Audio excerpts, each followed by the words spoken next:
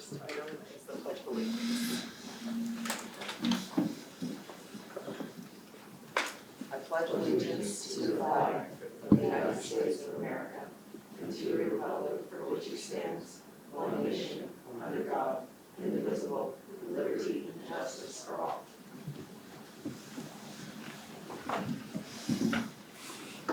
Next agenda item is correspondence, visitors, and public comments. Do we have any visitors online?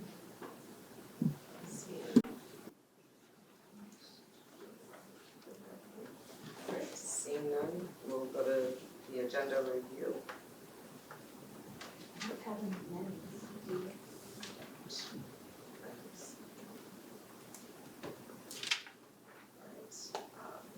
approval of the minutes for the April 11th. And I'm doing separately, so the April 11th meeting.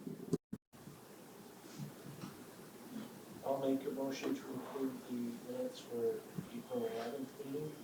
Toby is the first, do I have a second? I'll second.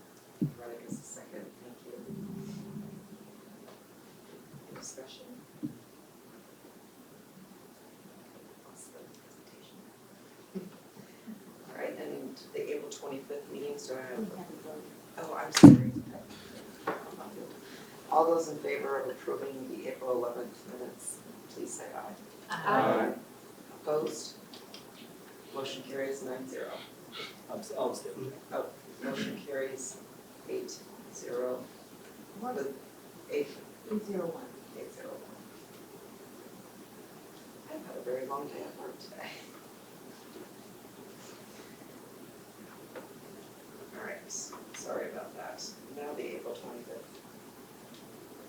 I'll make a motion to accept or approve the April 25th, 2023 minutes. Thank you, Yeah, Toby. meeting minutes. First, second. I'll second. Rennick seconds. All those in favor? Aye. All those opposed? Any abstentions? Motion carries 9-0. And then, next is administrative reports. Did everybody get a chance to look at those in your drive?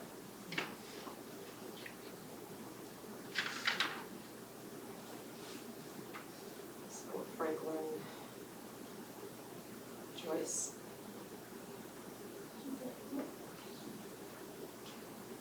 Did I ask her if she wants to say anything or does anybody have any questions or it's been on screen here? If you want to have anyone, what we have been doing is asking to see if anybody had questions for any of these illustrators.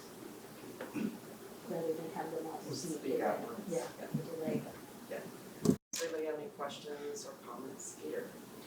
On the MVU report, I thought the senior walk was very interesting. I wondered if you could give us any background where that came from and how it came about. So this is something I'd like to introduce this year. My daughter, who recently graduated from another school, had done something similar, but their middle school and elementary schools were very close to the high school that she had graduated from, and just talked about what a positive experience it was. And you know, there's actually a YouTube video of it I can share with you if you'd like, and it just seemed incredibly powerful and just a really great experience, and all of the kids talked about what a great experience and tradition it was. So one of the things when I started at the beginning of this year, I think I may have brought it up to all the administrators probably back in October, just to kind of put it on their radar and talk to Julie about it, but is to have those students go back to their elementary schools and kind of walk the halls and just kind of get congratulated by everybody and see some teachers that they haven't maybe seen in a long time. And so the idea is that they would leave MDU on the 15th, that Thursday the 15th, and go get board a bus, probably 2 buses. Start up in Franklin, farthest school away. Start there, and then just kind of walk the halls and get congratulated by the kids and the adults, and then board the buses and go down to Highgate and do something very similar there, and just kind of walk through the school one last time, and then go on to Swanton and do the same thing there. And I brought it up to the seniors that I have on kind of the in charge of graduation and spoke with them about it. And they all seemed like really gung-ho and really excited about it. And even before I was able to talk to some of the seniors about it, that group had already talked to a bunch of other people and they were like, oh yeah, we already heard about it. So they're really looking forward to it. They would wear their cap and gowns. So it's kind of like a pre-graduation walk. No, I think it's a great idea. Thank you. I like the fact that, you know, kids have been here 6 years, right? It's a big part of their life. And it may seem like elementary school was a long time ago. But so it kind of all brings it back. Like you're not just graduating from high school, it brings you back to the beginning, you know. And like you said, maybe there's some of the teachers are still there that they had and they can see them again. And I applaud you for coming up with that because I'm going to be curious to see how it goes, but it sounds like a really great idea. Yeah, looking forward to it. I'm sure the first year will be some hiccups, but you know, I'm really looking forward to it. I think it'll be a fun event. Excellent. I think you're gonna find excellent feedback. When I saw it, I thought, go Dan, this is gonna be a lot of work. And I'm only basing it on, because in Fairfax, see, it's a K-12 school. Right. So it's easy, they put cash cows but do it. So I really commend you. I hope the logistics don't get in the way of a great idea. And I don't think it will. No, I think we'll be able to figure those out. And again, I've already talked to the elementary principals and they're all on board and so it'll be great. Yeah. Looking forward.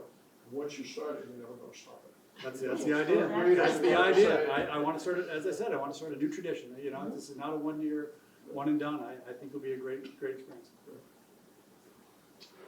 I sent Julie saw it, and I think Jen saw it. I asked Chris, Yep. to email pictures of the outdoor classroom and so on. And he said he would do it. So, Chris, if you hear me, might as well send it to everybody if you He's giving me a get those thumbs up. pictures. Thanks. Because I have a few questions. Well, one, I would just like to say I put out an email about Highgate. They had the Title I night. And I just want to say to Yeshua, for those who don't know, it was a fantastic experience. Like to have the parents there, like with the kids, and get to like do like different activities and kind of see what they were learning. And kids loved it. So that was a lot of fun, and I know a lot of work went into that. So thank you, Yeshua. Did you want to elaborate on that at all, Yeshua? Oh, thank you. You gave me the opening.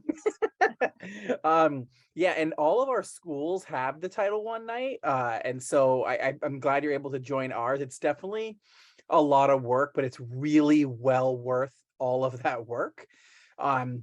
We had over 130 parents and kids there, which has probably been the best turnout since I've been there. But of course, COVID has kind of impacted that. So we actually did a really similar model to Swanton because I went to Swanton's Title I night as a parent and I really liked their structure. And so we had 4 different groups that families and parents rotated through and each had different focus. One was math, one was literacy, one was science, and then one was SEL focused. And it pretty much started with a mini lesson, you would say, and that opened up for families to complete an activity together, which included lots of resources to take home. So they take numerous books home, worksheets, activities. We also had food out as they were kind of traveling through the different rooms.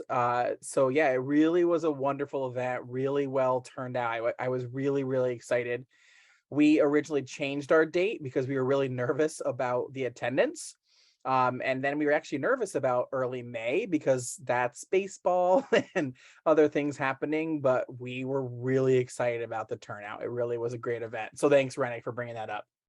No problem. They had the little cards where you got to check off what you do for like the kids. And it's the first time my daughter has cleaned her room because it was on her list. So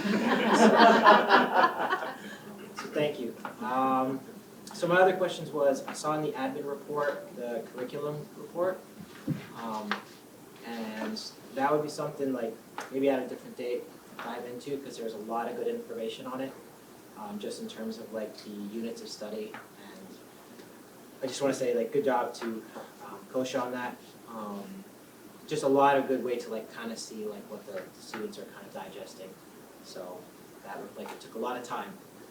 And then I wanted to ask Bonnie, so we have an 83% retention for this year. For professional staff. Is that up from last year?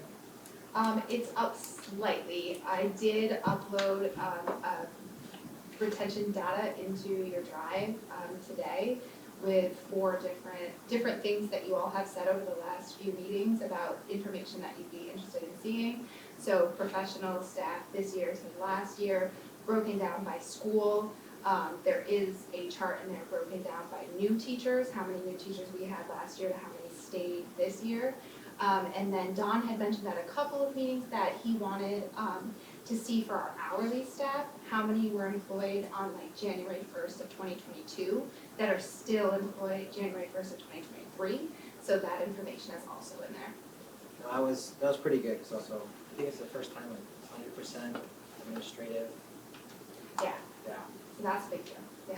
that was, So I look forward next year to seeing how the 100% of administrative retention impacts the staff retention. but next year's 100% too, right? Every year, 100% now. We endeavor. That's the goal, guys. And then the other 2 things were, I saw was career fair. How was the turnout for that? So Beth Ann and I did that. It was a learning experience. I would not say that it was beneficial for us.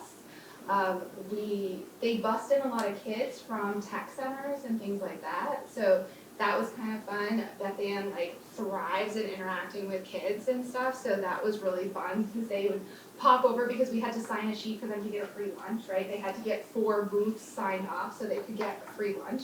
So they came to the school. So we had a lot of kids stop by, but it didn't do well for us because I think we had 1 kid total who was like, I want to be a teacher, right? We had some tech openings and we have some facility openings, so we really tried to, push those to people, but the vast majority of attendance was kids being bused in from tech centers, so it wasn't a lot of people that were really looking for jobs like ours. We learned a lot, we got some contacts from colleges and other schools who had said they would love to see us set up at their personal career fairs. So that was great, because now, hopefully you saw the photos, our booth looked really good, and we really felt really good about that. So we'd love to bring that out to other places and show off with it. Especially like Plattsburgh State, I got a contact there, which is great because they have an SLP program. So it'd be really good if we could get into their like February when they have their career fair and try to get some people interested in MVSD. So it wasn't what we had hoped it would be, but it was a learning experience, and it did give us an opportunity to know where we want to be. And we talked to JR about it and how he can help us set up to do that next year. Beth Ann, did you have anything you want to add to that? I'd echo everything that you said. It was fun getting to know a bunch of tech center kids, but we try to hire within our district for our teen hiring. So it was sort of a dead end as far as us having viable candidates. But I do agree, we met some interesting professionals and some interesting colleagues that could provide pathways in the future, but certainly not a huge success for us. Oh, thank you. And the other one was, I saw an after school, there's no more MVU coordinator, and there was like a reduced after school for MVU, am I understanding that correctly? I just wanted to ask, was the program reduced because there's no coordinator, or there's no coordinator and the program is getting reduced? The program is reduced currently because we did not have a coordinator in place. We have hired somebody who starts on Monday. I don't want to put the cart before the horse, but we're very excited about her. And I think that she will, if she sticks around, this is 3rd time's a charm, I'm hoping. I think that she'll help us bring it back up to what it should be. And I was actually speaking with our state director earlier this week. And he had mentioned that our numbers for a middle high school program in Vermont post-COVID actually aren't as bad as I keep saying they are. He said, compared to state data, we're kind of on track, and with reduced programming, it's actually not a unique situation to be in right now. So I'm very enthusiastic about our new site coordinator who starts Monday, and I will have more data on that for you guys next time.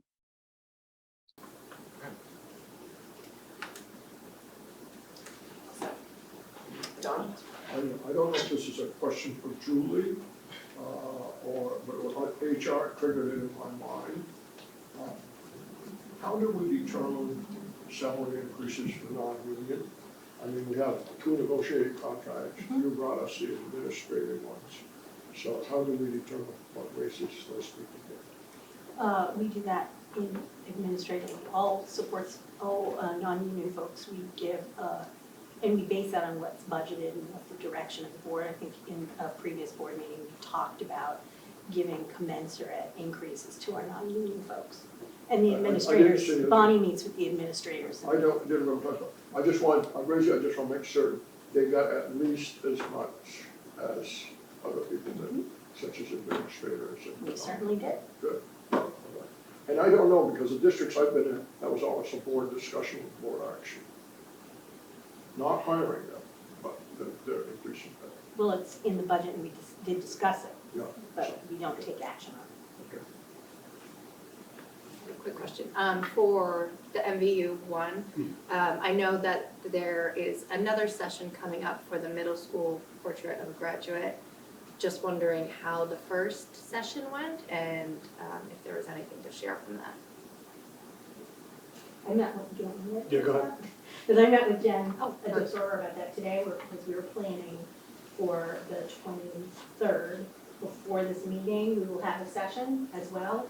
So we'll be continuing to get that data. It was very positive, and it was great to get all that input. Jen facilitated it, just boom, boom, boom. It was terrific. And we'll be doing that again before this meeting. There will be snacks. And then we will come in here. Great Schools Partnership is collating the data that we get out of that, and then we will come, maybe we'll have a student success committee meeting to look at that data, and then talk about what the next steps are. Timing. It's a hard time.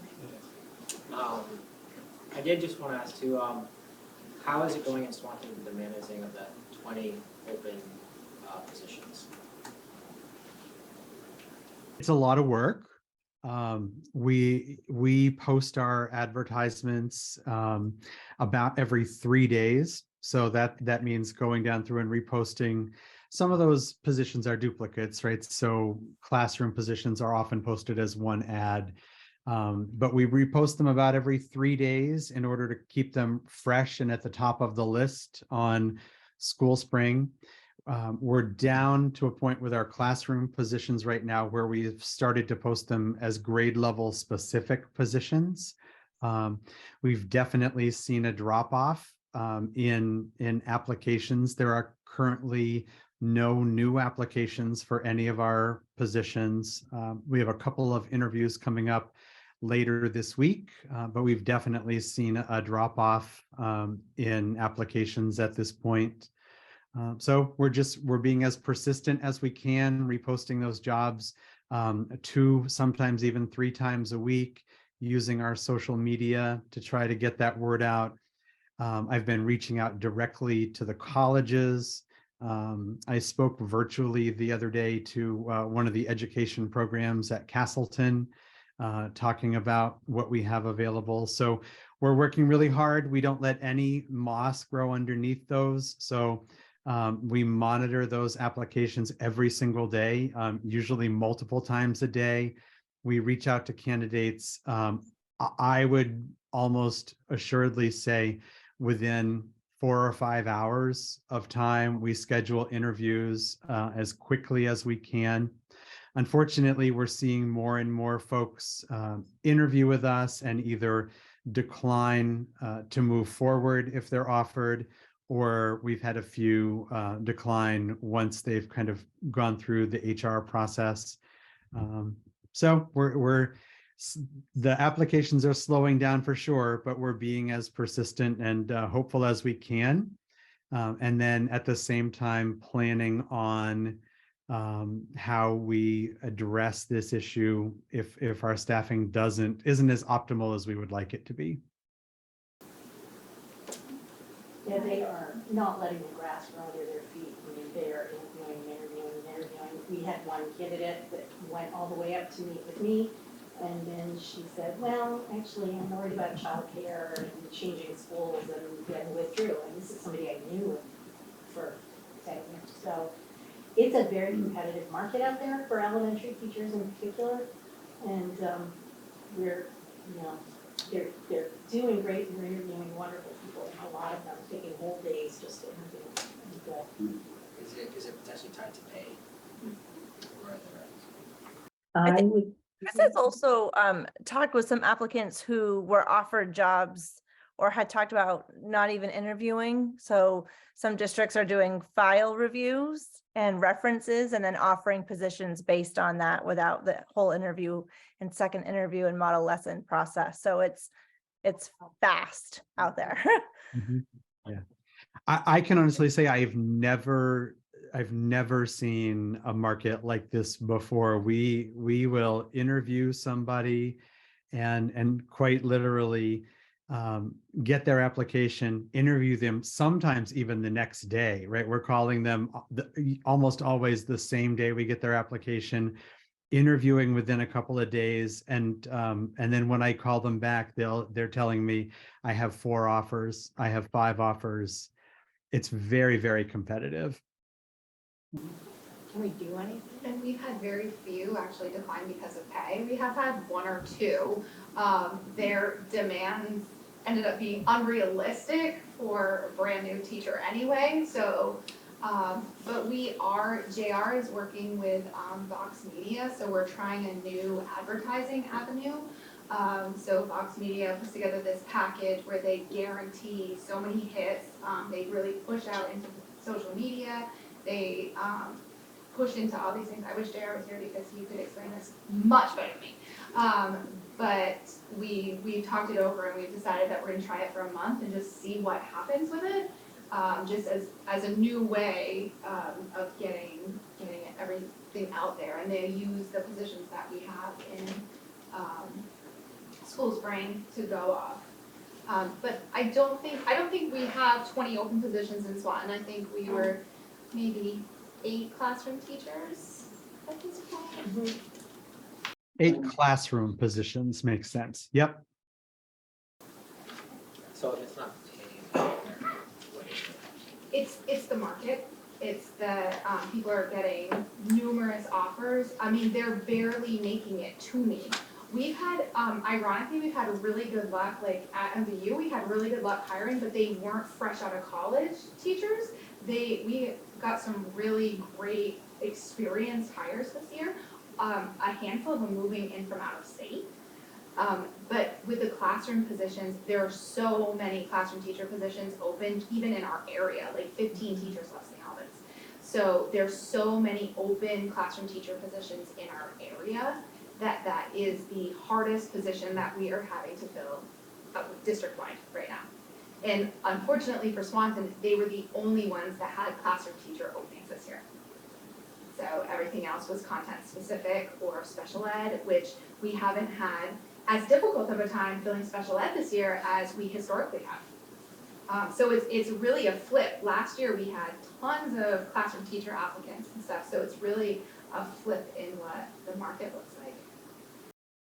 I also think that, some of the conversations that I've had have been around the overwhelmingly the applicants we're getting now are new, not 100% for sure, but they are overwhelmingly now new graduates. And I think the geography has played into it for some of those folks. If you're, 22, 23 years old and you don't have a connection to Franklin County and you're living in Williston or, you're living in Chittenden County, and it's just tough. It's tough to make that commute to every day when you have so many opportunities closer to home, and perhaps greater opportunities for 22 and 23-year-olds in that Chittenden County area than Swanton's able to offer. If one of the concerns is with just the turnaround time, do we have any ability to streamline, to increase our pace? Well, what we're doing currently is approving after they've signed a contract. So, what happens is, what's happening right now, because Bonnie and I and Chris have been talking about this. What's happening right now is when Chris calls them back and says, we'd like to move you forward, that's when they're canceling. They're saying, I appreciate it, it was great to meet you all, but I've got 5 offers and I think I'm gonna go here next to where I live at home with my parents, or whatever that is. I think So they're not more even to, making like, it to me, because I will call, Bonnie emails me there, and I will send an email right away saying, when can you chat with me on Zoom? I will do it anytime. And, we can get that done very quickly. I really don't think the pacing of the process, I don't see that as a barrier right now. Because we're acting on it so fast at the school level. And when I send something out to Bonnie, literally within oftentimes an hour or two, she's shooting me back an email to say I've reached out to them. I think School Spring also makes it very easy to cast your net really wide, because it's just a matter of clicking apply for this job, yes, apply for this job, yes. So I think folks are also casting their net really wide and then honing in a little bit more, because like Julie said, a lot of the folks when I call back are saying no thank you. So it's not, they don't know the pay at that point. They don't even necessarily know the grade level, or so. I just don't want to miss what Justina has said about, other districts putting out offers very quickly with a shortened review. I don't want that to get lost. And if it's something that we should consider, I want it to be considered. And If I wasn't not- saying that in the sense that I think that's the greatest decision a school is making, but I think sometimes those things work until they don't, right? And then there's a problem and there's this question of, well, there wasn't even an interview, but it just goes to show how kind of like desperately seeking Susan everybody is right now in regards to finding those. You get these golden applicants and there's 4 other principals with a golden ticket in their hand too, so it becomes a quick race. I don't know how this plays out with other board members, but I think that part of the problem is there are fewer college graduates coming out of education. I have 2 friends that are involved in Vermont in colleges, education departments. The education departments are downsizing. For whatever reason, maybe starting a decade ago, there were other choices that young people made rather than go into education. And then when COVID hit, many of them that were in education said, this isn't for me. So I think that, I hear the people that interview or apply and don't take the job. But the number of people that are really seeking teaching positions, I think you'll find it's pretty significantly reduced in the last 5 years. Yes, very much. And so, there was a time, not too many decades ago, you get 100 people for an elementary teaching job. Wasn't that long ago at all. And we stopped advertising because I didn't have that kind of time. I didn't think of it. Sometime I would like to put it on the agenda because this is not going to go away. This shortage, I think, of teaching. And a couple of times around this table, we have talked about, we're really glad that Jane or John or whoever went to MVU and now they are applying for a teaching job. Or they went to one of the elementary schools. And I think there's an opportunity to capitalize on that. It's not going to help Chris this year, but the people who are lucky enough to be around here 5, 6, 10 years from now, you're going to be with the same problem. I really, if you look at education for the last 100 years, we're in that cycle. We got more jobs and fewer people. So sometimes we put on a discussion agenda. No, I've been to a couple of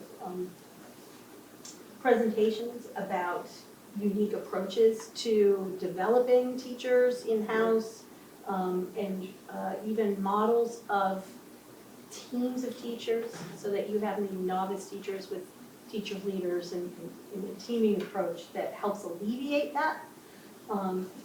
But as you said, like a longer conversation. And I don't know, just before I close on that topic, I call it the Mike DeWeese plan. And do you know Mike DeWeese? I've heard of the Mike DeWeese? I know.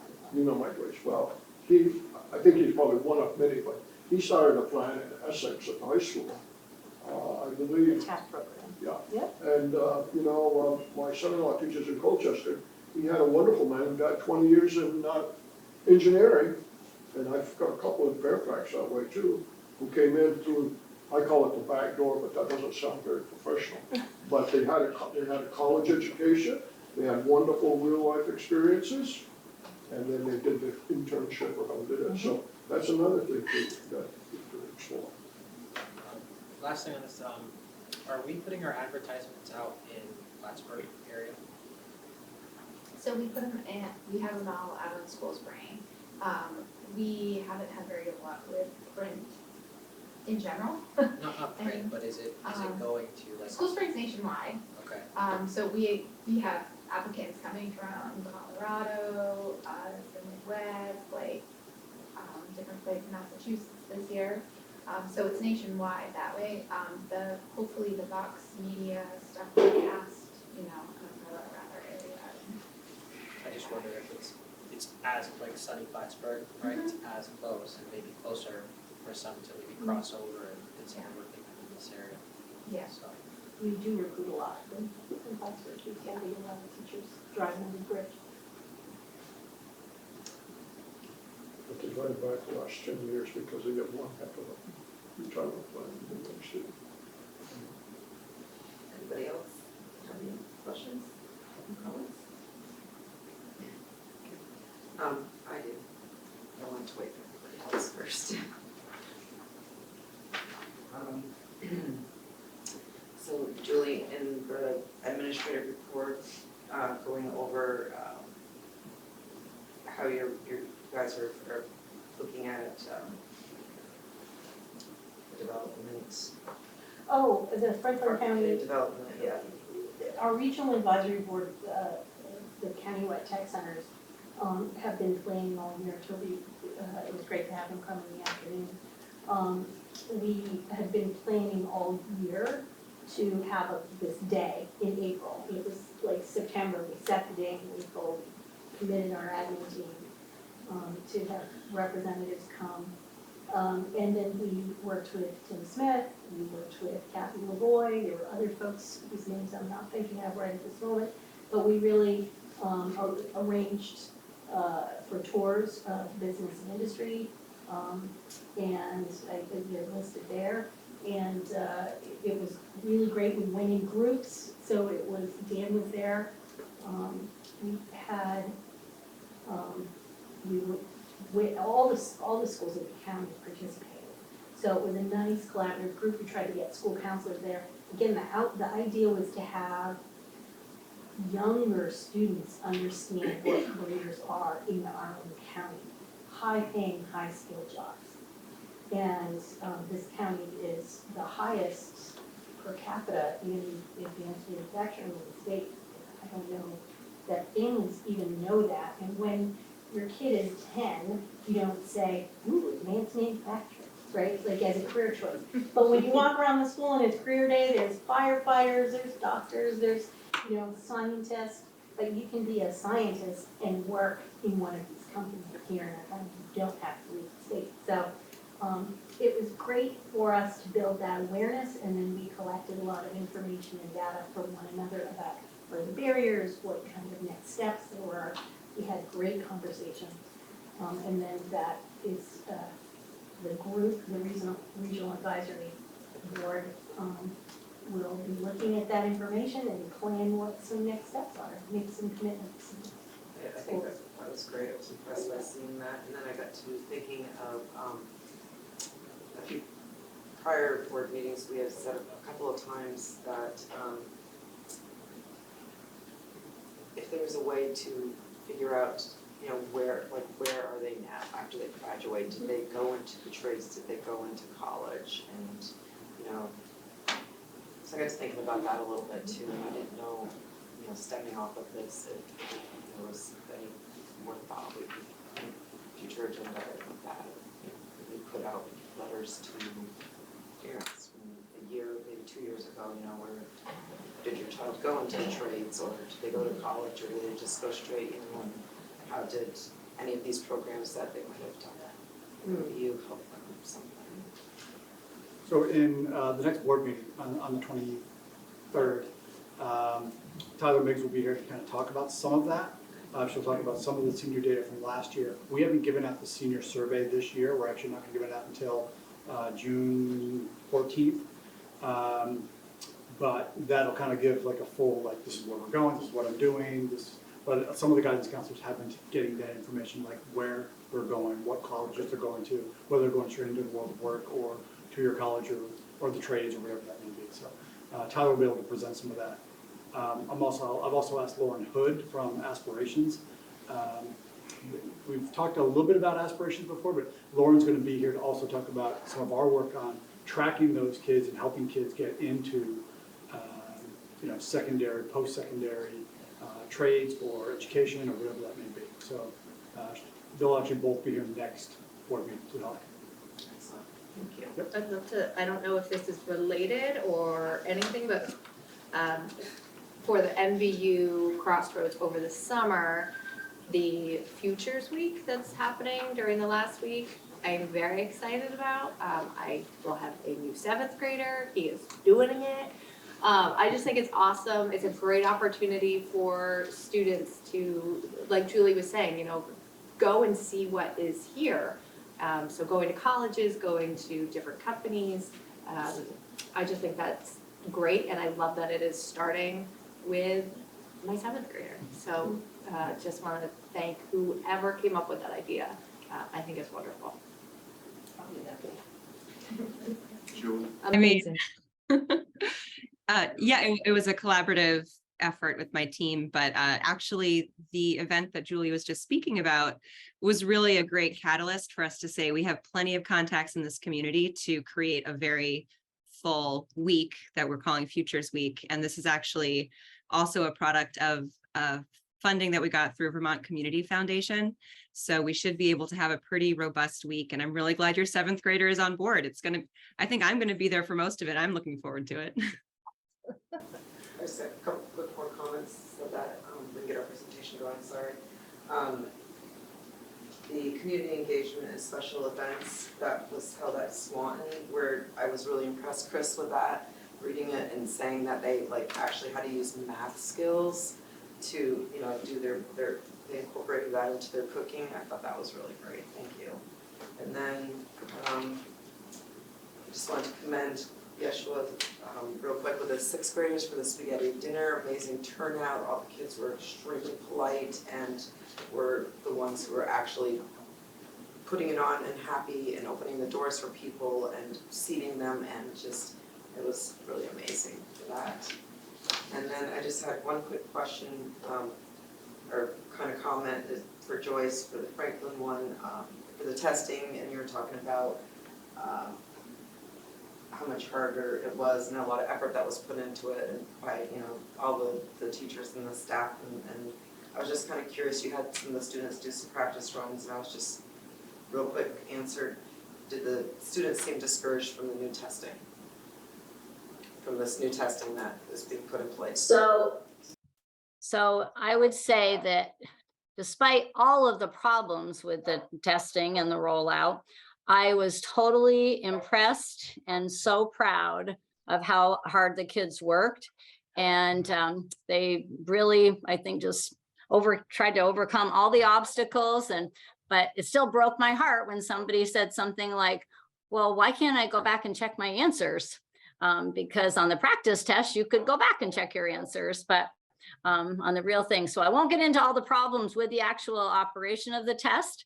But the kids were, and the teachers, just kudos to everybody with how hard they worked to make the best of the situation. But I was just really, really proud of the kids, and just some of the kids that, it was very, very difficult for. We were in our second week this week, just how hard they worked. And I was just really proud of them and how much they cared. And yeah, so despite all the issues with the testing itself and the rollout, I think that our kids and our staffs have shown how resilient they are all the way through COVID and through this terrible rollout of this new test. So that's my quick answer. Thank you. Jim, Sorry. go ahead. When we get done before we move on. No, go ahead. The students are late, I think, for an event. Okay. So let's come back to this after we do our student presentations, okay? Don't go away, folks. My apologies for the delay. If you could please come up, it'd be great. I'd love to hear from you guys. Fortunately, our ladies have to go to the National Junior Honor Society presentation in 10 minutes, so down in the theater. It's not too far, but I just wanted to make sure they got in before everyone. So this is Amelia Hartlow here and Amelia Bavaro, who were two of the state STEM Fair students at MVU. I'm Rich Ballard, the MVU STEM Fair coordinator, and they were going to just talk to you a little bit about their presentation. So they've got those on the screen. I will do that. It kicked me out. And this is Rich Ballard, of course, who works with our students. He's taken to the here, and we're sorry that we're creating pressure for you. While you're waiting, I'll just mention that my eighth grade maker kids and maker class created those cool presentations in the back. If you haven't had a chance to look at them, they're on the wall back there. Just push the button and you'll see some really crazy things that they did. It's pretty amazing, so get a chance to check those out on your way out. I think there's a YouTube video of them running on the school website, or on the school Facebook page maybe. But anyways, I'll let you guys go ahead. Okay, so my project was about testing how effective different acne treatments are, so topical treatments. And to do this, I tested them on how they kill bacteria, because bacteria is on our face, it's what clogs our pores, and certain types are notorious for causing acne. So there are a couple different types of bacteria that are supposed to cause acne. And they were all gram-positive, so I chose the bacteria that I used, B. cereus, because it was also gram-positive and it was what I had access to. And to test the variety of topical treatments that I had, I did what is called a Kirby-Bauer disc diffusion method, and it's when you have a bunch of Petri dishes and you put a spot of one treatment in the center of a Petri dish. First you plate the bacteria and culture that, and then put the spot on the dish. And then after you incubate, this zone of inhibition is what happens, and you measure that zone. So the bigger the zone, the more bacteria that treatment killed. So I tested, I think, 7 different treatments, and I broke them down into categories based off of their active ingredients. So I did salicylic acid, benzoyl peroxide, and adapalene gel as the active ingredients. My hypothesis was that the benzoyl peroxide would kill the most bacteria and prove to be the most effective type of treatment, because it's supposed to be the more aggressive treatment. It treats more inflammatory acne as opposed to the more whiteheads and blackheads that salicylic acid treats. And I also predicted that the adapalene gel, which is also known as differin gel, wouldn't kill the bacteria as much in this particular experiment, because its process and how it works is more about unclogging pores instead of killing bacteria, whereas the other two were more advertised to kill bacteria. And my data proved that, or showed that, the salicylic acid actually had a bigger zone of inhibition overall. So the two treatments with the largest zones were CeraV and Stridex, both salicylic acid. And then my hypothesis was also supported, or was supported, by how the different gel did not have as large of zones. And then on a smaller scale, that same trend was also noticed between salicylic acid and benzoyl peroxide. I was able to test 2 different types of Neutrogena with those 2 active ingredients, and the one that had salicylic acid had a larger zone of inhibition. So overall, this shows that salicylic acid killed more bacteria and might be the more effective treatment. Another thing to sort of notice is that you can't really see it on my poster, but there's a picture of the Differin gel plate where, although there's no like measurable zone, there is sort of a shadow ring that appeared around the treatment, which I couldn't quantify as a zone, but it did report around 1 centimeter, which is double what the largest zone of the salicylic acid was reported as, which is something interesting to know. And for further study, I would like to look into maybe using C. acnes, which is an anaerobic gram-positive bacteria that is known to cause acne. Wow. So what year are you in school? I'm a sophomore. Very, very. There's hope for our future. When you work for a big pharmaceutical company, like remember you went to MVU, that's impressive, I just have to say that. Wow. If you decide to become teachers, guess what, there's some openings. And Amelia, I want to see if I can put, and both those, your presentations are up there too for the board to look at after.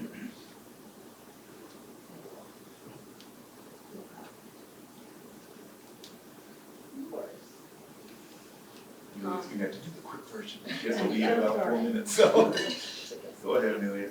So I decided to do my project on how effective hand sanitizer is.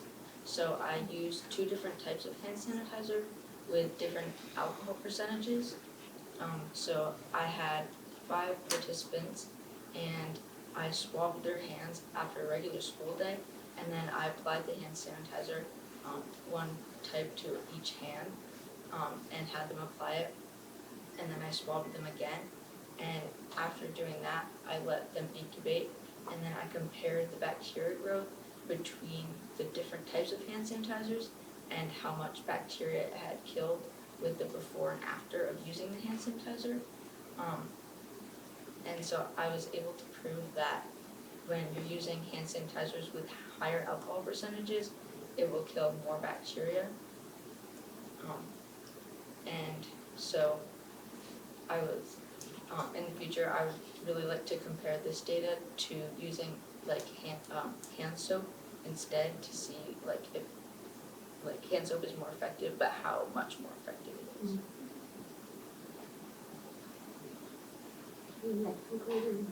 I'm a freshman. So have you created your own hand sanitizer? Not yet. Not yet. She has to show her ID. Dan, do they go on and compete further? Yeah, they compete at the state level. And I did list all of the awards, I don't know if you have that there. I do. And I was gonna say, can you just talk about what you got at the state level? Yeah, so I got a silver medal, which means I was in the top 15%.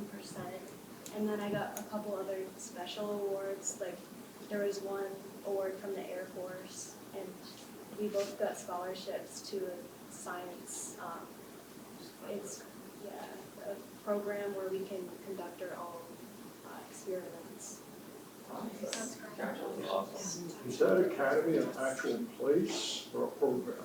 New Hampshire Academy of Science. Yeah, it's a 3-week summer camp where we would go to a lab and conduct our research. Yeah, it was a nice, they got a $3,000 scholarship. Actually, all 3 of our students that went, got that same scholarship to this camp, so that was a nice award. That's probably the biggest award that they got. Does that cover all your expenses?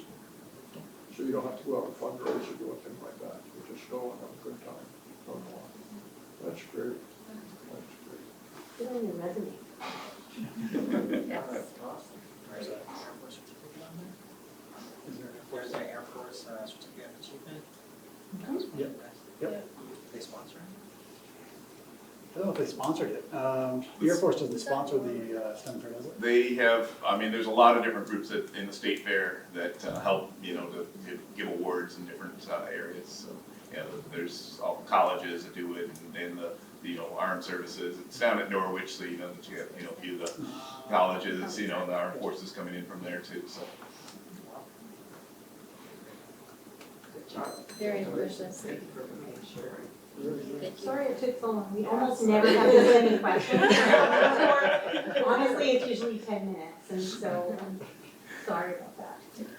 That's what I told Just them. Amelia's just gotta run. Great, that's wonderful. And their posters will stay up there, so if you want to look at them afterwards to see a little bit closer to what they did, I think you'll enjoy them. They did a really nice job. Thank you both. Thank you so much. Great job. Sorry to rush you.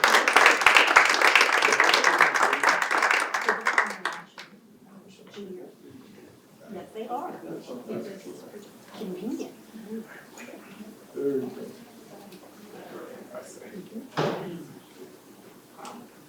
Especially for freshmen and stuff. Right. That's awesome. And the other one's freshman as well. Fantastic. There's a student, Yeah. yes. I was pleased to see that, and hopefully it's totally true, that everything is paid, because sometimes when you get something like this, they give you $3,000, but it costs $5,000 to go that whole paycheck, so that was great. All right, Dawn, you had one more question. You asked them to stay tuned. Oh, everybody gone? Lots of You lost, yes. I wanted to get an early ed report and anything new and exciting in special ed, but I guess they weren't going. We are preparing, I will tell you that we are preparing right now for summer services, hiring, and transitioning into the new rules and regulations for special education. So they're working pretty tirelessly right now. And we're also doing some, what we call the Act 173 Roadshow, where we're going from school to school, and we're talking, Tim has worked on creating a presentation that's simpler and that is, you know, what does a classroom teacher need to understand about the rule changes, which is different from what a special educator needs to know or a business manager needs to know. So we're going to be doing those over the next month before teachers go, so they understand some of the changes. Next time, my first question will be appropriate education. I spent some time with early education assistants, and they were very happy that the sun is out.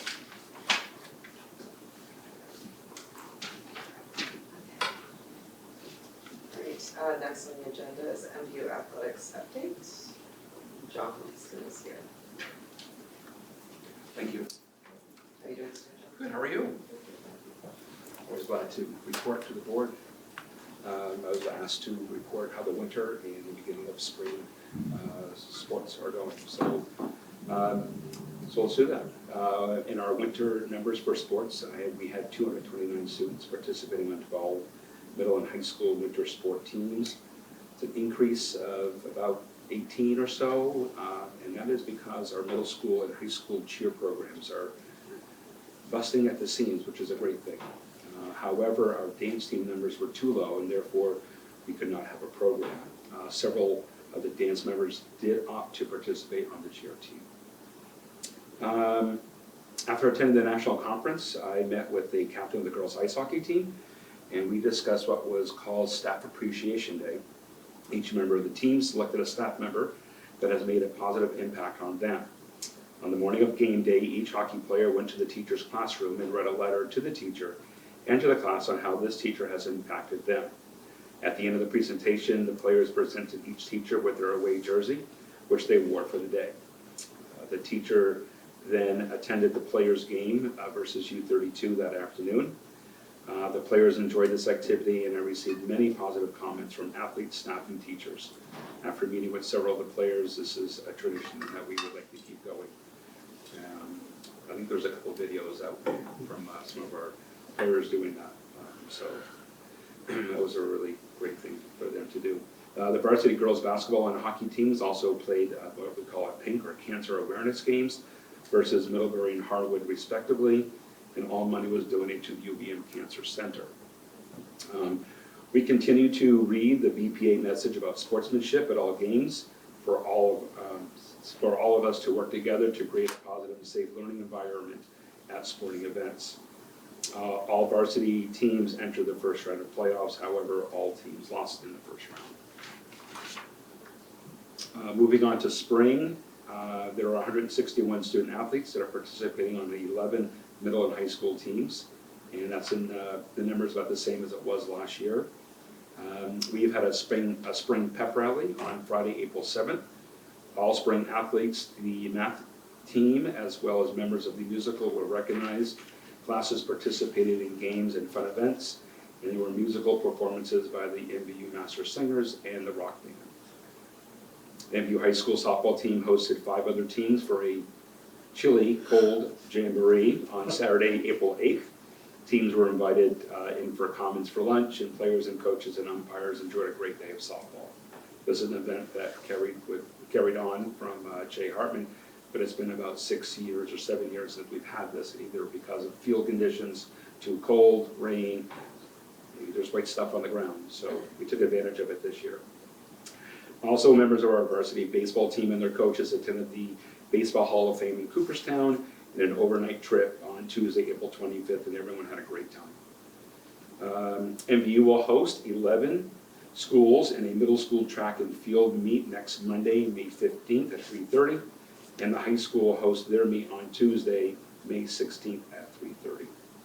Also, congratulations to the staff and crew of the musical Newsies that was performed a few weeks ago.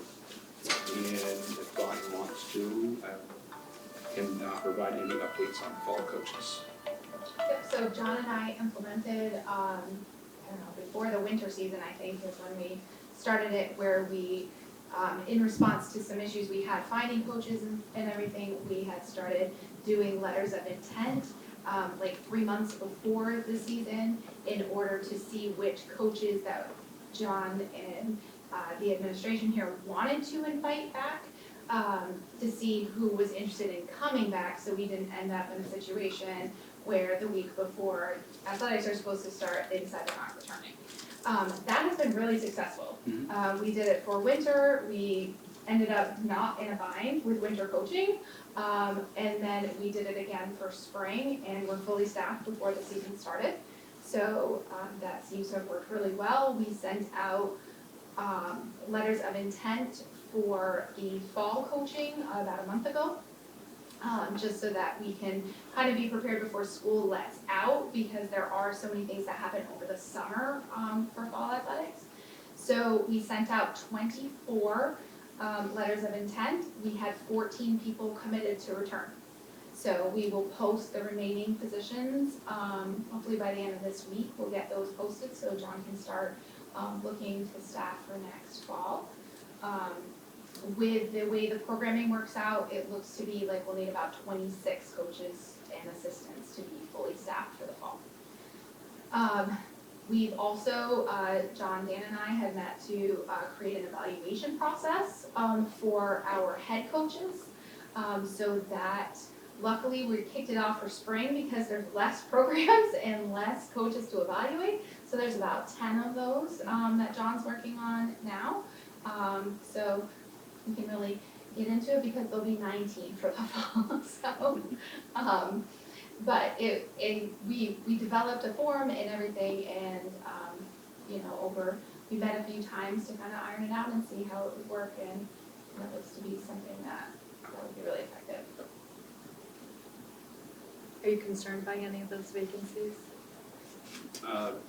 We're always concerned. Fair point. Do you want to coach? I don't think I'm qualified. I think getting an early start, as I heard others talk about, you might get that rush and then what happens and no one applies and then you're out looking. But we'll do our best to get it done. You have any retirements, John? Anybody that's been, I know some years we've had people who've looked up to 20 years. No, not this year. Only for spring. Only for last. Are the numbers in the middle school grades holding up in traditional sports like Yep. soccer, baseball, hockey? Yep. Yep. Yeah, a little disappointed in the dance, but, you know, at least those, you know, student athletes were able to transfer over to the cheer if that's what they wanted to do. So it's hard to, because once you get rid of a program, it's really tough to get something back. So. Volleyball's caught on well. Volleyball's caught on quite well. Yep, and next year, varsity girls will have a JV team, as well as there will be a varsity status on the girls' side. We'll see how the boys go in the next 2 years to see what will happen with that group. And numbers haven't hurt other programs, so I'm excited with that. Are there any other new programs on the horizon? No. Ultimate frisbee. Nope. Sounds like a good club. I'm more thinking We'll start with club. wrestling.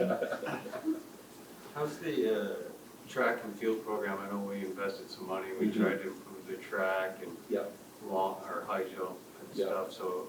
It's really, talking to a lot of my coach, they're just ecstatic, because this is really, they used it for the last few weeks of last year during the season, but this year we were out there right away, making sure that, I know the team helped me with mats and getting all that ready out there, and we're excited to host our, first couple meets here next week, so we'll see how it goes, but I know Shelley and Aaron and Caroline have worked really hard to, make this program succeed, and our numbers are up just a little bit in that program. So build it, they will come, and they have. So I know our middle school track and field had about 12 last year. This year we've got, I think, 60, so 4 or 5 more in that program. So yeah, we're excited. I know Shelley was mentioning to me that it takes quite a number of volunteers to help. But is she getting the help? Are you getting the help as far as? Yeah. Shelley and I worked together in the last couple of weeks to make sure that we can get the people to run it. That's great. So I think it's, I've never been to a track meet, but like almost anyone can volunteer, right? You don't need to be in shape even or excellent. They just need people, eyes. Correct. Right? Yeah. So I think it would be great. Alumni out there who were part of the track program, if you're still around. Yeah, they're coming back. Yeah, they do it too. Yeah. And the high school student athletes, the high school track will help implement and help with the middle school meet the day before. So we're not getting as many, we'll have a few adults out there, but that's really going to be run by our students on the high school track team. And just so I'm curious, are we going to be the only school hosting an event with a stone track? Do we Spalding High School is another school that does host on middle of the week on a cinder track. So there are several other schools out there that do have a track like ours. Okay, so I think that's important for the public to know, kind of gauge yourselves where we're at with other schools and the opportunities that we're providing for our kids. I know tracks aren't cheap, but there's Act 129 options out there, which, for better or worse, has put public schools in some instances against each other as if it was a marketplace, which is a whole interesting discussion. But I think the community needs to be aware, and I'm constantly trying to gauge where we're at facilities-wise, especially because that makes a difference in attracting and retaining families who own houses, who pay taxes, and increase the tax base, which has the potential to lower taxes for everyone.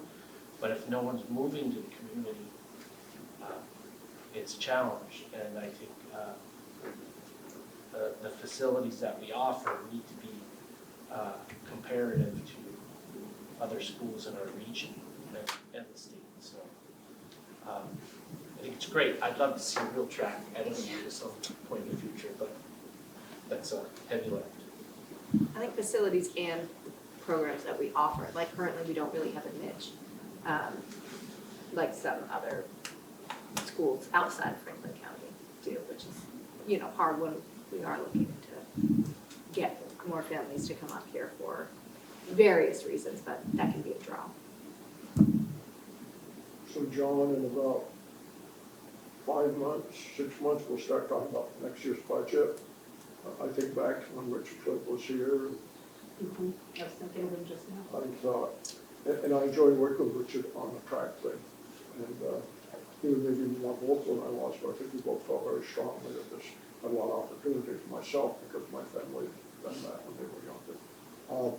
So when we got budget time, I guess we'll be back, I'm sure, but I'd like to see a proposal if there needs to be one, what we need to do to keep that program moving forward. I think we spent some money, but we could have spent more, so we should have We did upgrade the track Yeah. and made it a little wider. I'll be out there painting it on Thursday and Friday. And speaking of Richard, Richard did come up on Saturday with some of his kids from Richford, and very appreciative of having our facility for them to use. So. He knows we're hosting, right? Oh, yeah, he'll be here. Yeah, He'll be here. Can't stop him. Okay, because I saw him last winter or the winter before, and he kept nudging me. He's like, "When's there gonna be a track meet?" I made sure I invited him. Okay, I should send him a personal. Yeah, no, he'll be here next Tuesday, so. So John, how many times did you say you went around the track? Well, you and I can go through Thursday afternoon and see how many times it goes around, but.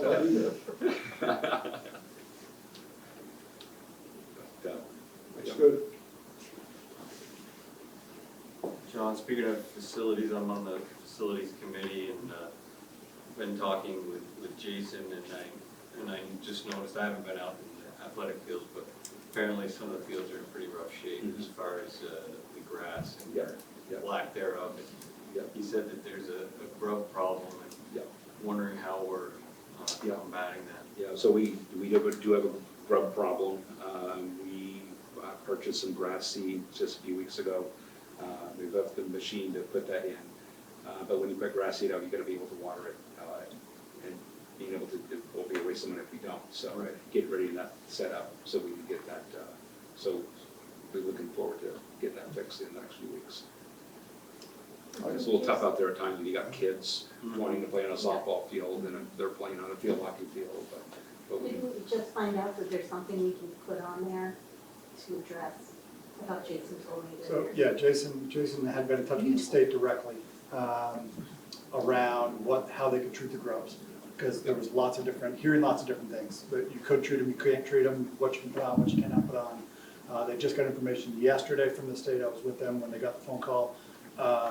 And there is some treatment options that they can put out there. I think it's just a matter of, making sure that you let everybody know that how you're going to treat it and what you're going to do. And there's some regulations around like well health and things along that line, but there are some options. We've had a pretty bad skunk problem since last year with. We were treating the area, or our surface area. So the areas that are being dug up now, let's say the varsity soccer field, we were just taking care of the varsity soccer field. So just a few feet off of that is where the grub damage is. So. We have about 20 skunks wandering around Swan Village and a bunch of them up here. In Swan, there's a grub problem. When they do it, when they take and eat the grubs on the lawn, they dig up the lawn, so they've got a worse problem than the grub. It was a year for grubs in Swan. You go down any of the streets in Swan, and everybody's got it.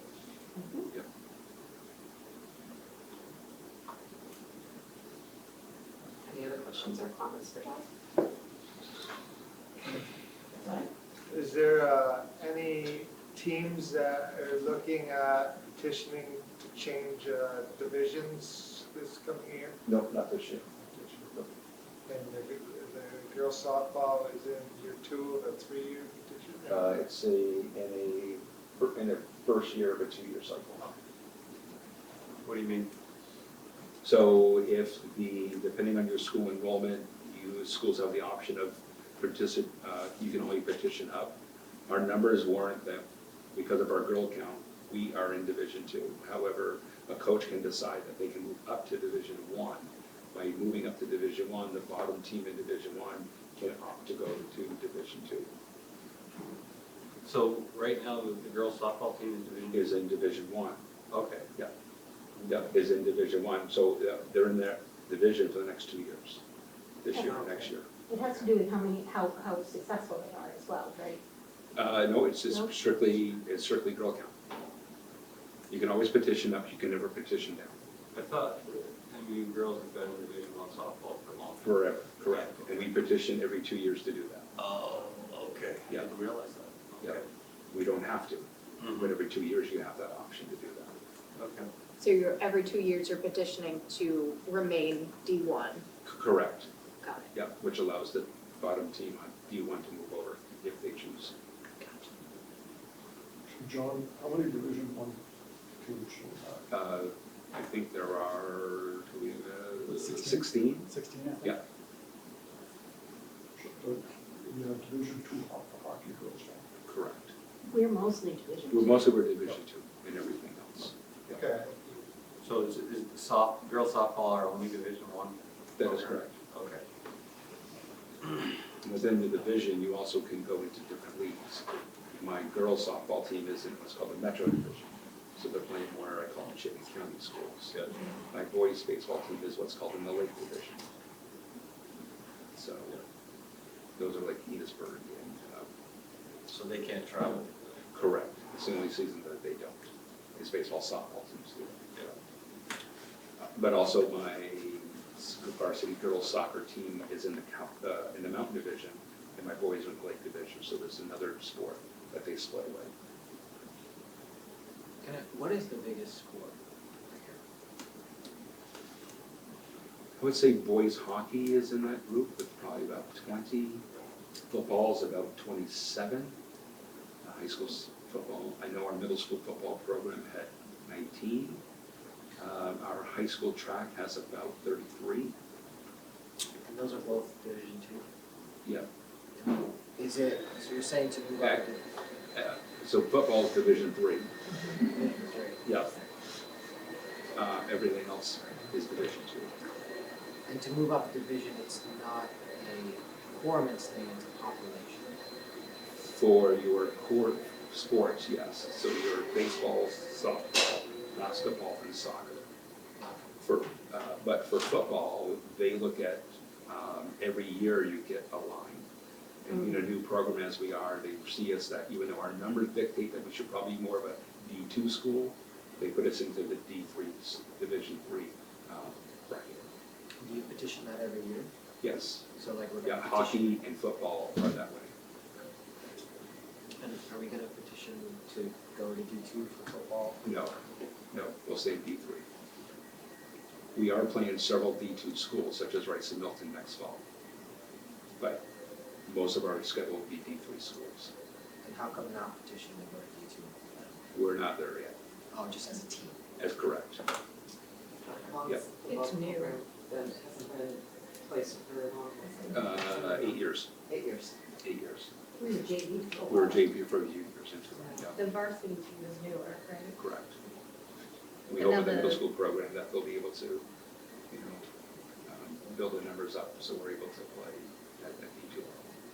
And the rec department is going to be offering a new, I think it's I don't know if it's the same Steelers, but the youth football to try to help build more of a feeder for Yeah. the high school. At the middle school level here at school, we play flag.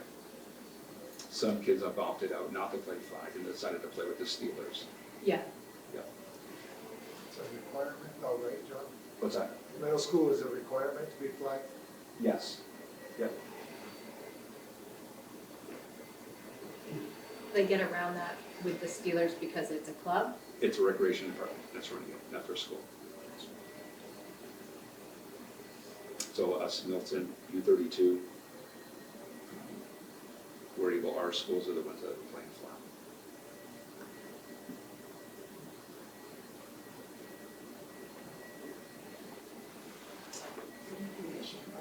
graders. Mhm. How do you like the improved locker rooms? Love them. Love them. Yep, yep. Storage was a need, and definitely took care of that. So are the teams using? Yep, Okay. yep. Yeah, with COVID now gone, we're able to put kids in locker rooms and come out that way and so on. I think the PA system in the gymnasium has been wonderful. I know our music department used it this past Saturday for a music festival that they had. We're using it girls and boys basketball. So that's gone very well. The new booster booth really worked out well this winter. I know the people in there, they absolutely just loved it, so. They were raving about it. Yeah, and just so, we had the middle school music festival here this past weekend. We had about 350 extra middle school students, not just on Friday here in the building. And roughly 1,000 people were in the gym on Saturday for their concert in the middle part of the day. And just to also kind of finish up the booster booth, the boosters did get a new booth for outside. It had been placed on the pad. Jason and Ben got placed there just the other day. They've got Bob's Electric coming in to get it all wired up for electric, and then somebody else coming to do the plumbing. But that's really, really close to being done. Probably within 2 weeks, that outside booster booth should be ready to go. Is that movable or? No, it won't be movable. Where is it? It's right where the old one was. It's a slightly larger one. The other one, of course, was, you could step on it one way, a rock, and the floor was about to go through. Well, Jason was like, we don't even want anybody using this for storage because it was just that, it was in such bad shape. But the boosters, did pay for their own booth and everything like that. And Jason's just helping them up due to fire code and just make sure everything's on the up and up. So, but they're super excited. Our boosters are just ecstatic about the new one that they got. I mean, we're just raving about it all the time and getting the new one outside. So they're very excited. And lastly, I'd like to say thank you to all of you who support athletics and activities here. It's been wonderful to work, to see a vision, whether it's a new scoreboard or it could be maths, it could be, whatever it might be. It's exciting for our kids to have that support as well. We appreciate that. Just real quick, I guess, question, Yeah. like, are there any decisions that would be at our level coming up next year that would help support what you're doing? I don't. The only thing I can think of is because right now we are seeing programs build, so we're not going to be adding any athletics right now, based on what Sean's saying. But we can, of course, always look at any repairs, we can see what a new track, we can talk about whether we make investments in a new track, and like Toby referenced, it's not a small investment, and we have, the roof. But to not forget about that, and to really, I'm just so excited that Rich is, he always sat like right where you are. And he would say, my goal is just to have a track meet out into you, and to see that happen is really exciting. I just wanted to say, I believe there's a vacancy, so I can talk about it, for athletic trainer. I saw an announcement Yes, for it. that's right. So that might be something that's gonna come to us because of how that position is funded, correct? Yeah, that would definitely be something, right now we're getting our BESSER funding Right. revenue to support that. At the time we made that decision, there were so many medical restrictions for playing that we couldn't get anyone, and doctors weren't available to even sign off, so it was really helpful. And at the same time, the medical center said, we have no ability to give you any athletic trainer hours, Right. 0. So I don't know if they will in the future, but we're gonna try and look first. It's a popular, Yeah. I know that, I hear great things about, I'll call it a program because I don't wanna call it person, but the athletic training program here is very popular with kids and families that I've encountered with. So I do think it's something, as opposed to contracting it out, Yeah. I think it's really a plus to have that as a position here, especially with football and hockey. Well, and Dan has an announcement maybe to make about, Nope. no? Nope. So, no, we can't, that's right, because I'll be Nope, quiet. doesn't. But Nope, doesn't. but it's been nice to have somebody, to do dreams with that. I'll switch over to the athletic trainer.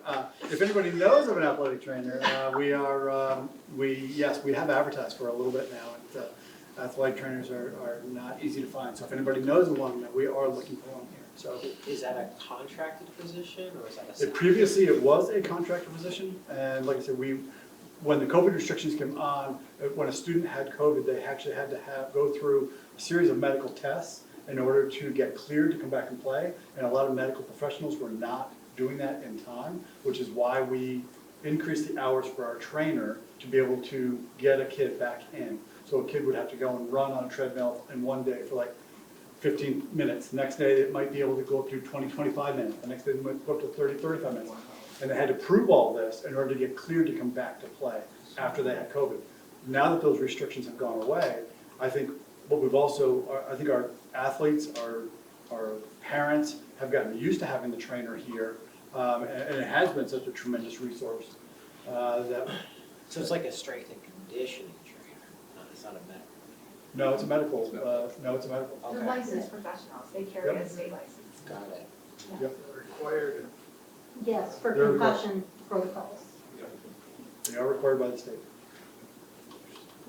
And some contract them out through Northwest Medical or others, and some of the bigger schools, they hire them on full-time. So is that person leaving? Yes. Yes. Moving back out west for family. I think there's a lot of pluses to have it not be a contract position. And from what I know, the filler of that contracted position struggles to get people to go out to the schools in the training class. They don't want to. They'd rather stay with the employer that they have. So the connection with the families and the students, I think, is much better if it's an employee. That's my feeling. So it's a discussion, maybe do that. Well, I think that's an important thing for the board to know when we're looking at our budget, that that's an investment that won't come revenue as it is right now. So that would be in addition of when the revenue disappears.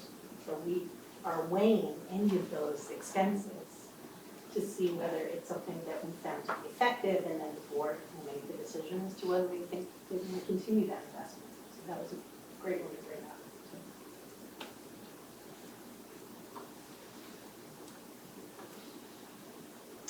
Any other discussion or questions? Thank you very much. Perfect, appreciate it, thank you. Thank you. Thanks, John. Have a great night. You too.